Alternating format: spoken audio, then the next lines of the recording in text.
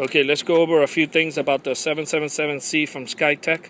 First of all, to change the battery, you remove this tab here, slide it down. It has a lock, but you slide it all the way down. You can remove the AAA battery and then put it back on and then close the tab.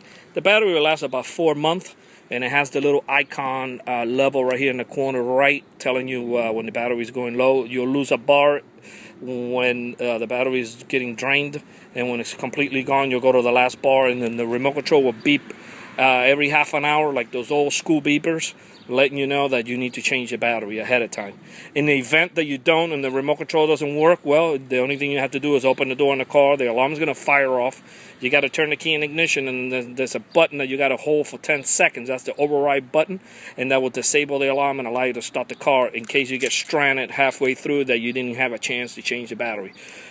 Basically, the C button on the side lights up the remote control nice and white in case you're in the theater. It's hard to see because it's daytime.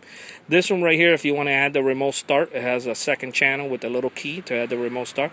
And then you got the little trunk, and if you have a car that has electric trunk, you can pop the trunk. You got lock and unlock and panic. Let me go over a few commands. This alarm is the only alarm in the market. It's different from the Excalibur and all the other alarms like Viper, Clipper, and all the other ones, that it allows you to customize your own settings. The other ones, you have to tell the technician how you want it. If you want the alarm to arm by itself in 30 seconds when you close the door and walk away, and it will automatically arm and lock your doors.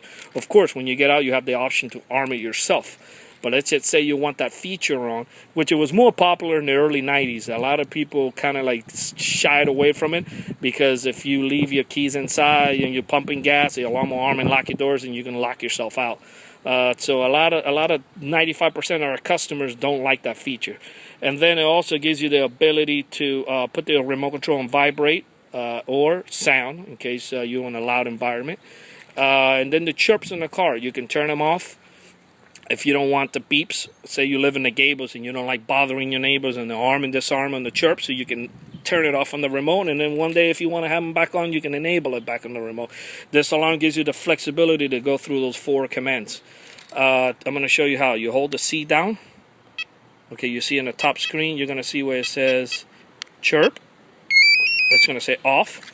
Now, I'm going to arm the system, and it's quiet. It's locking and unlocking the doors, but it's not giving you the chirps.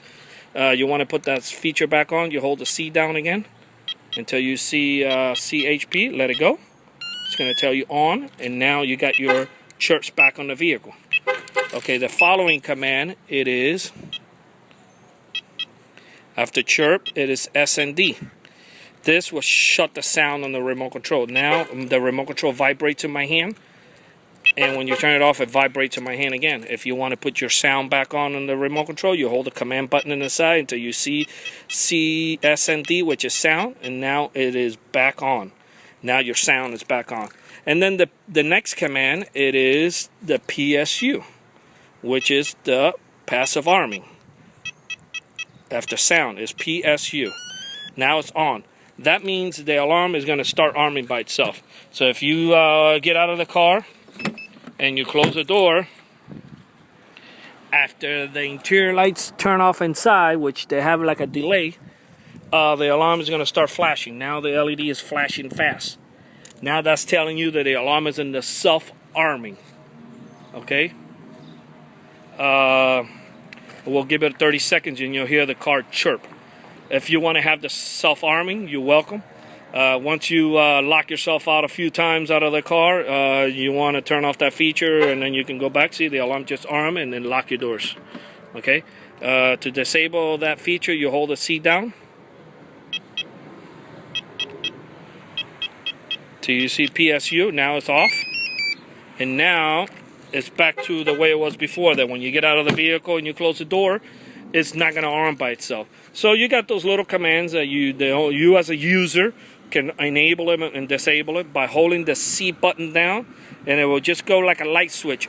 Or if you hold it and you see the command, let it go, it's off. And if you hold it and you see the command, it's on. It's very simple. And plus the little booklet that comes with the alarm gives you the little commands in case you forget down the road, or you can always log on back onto my website and see the video. Thank you for watching this video.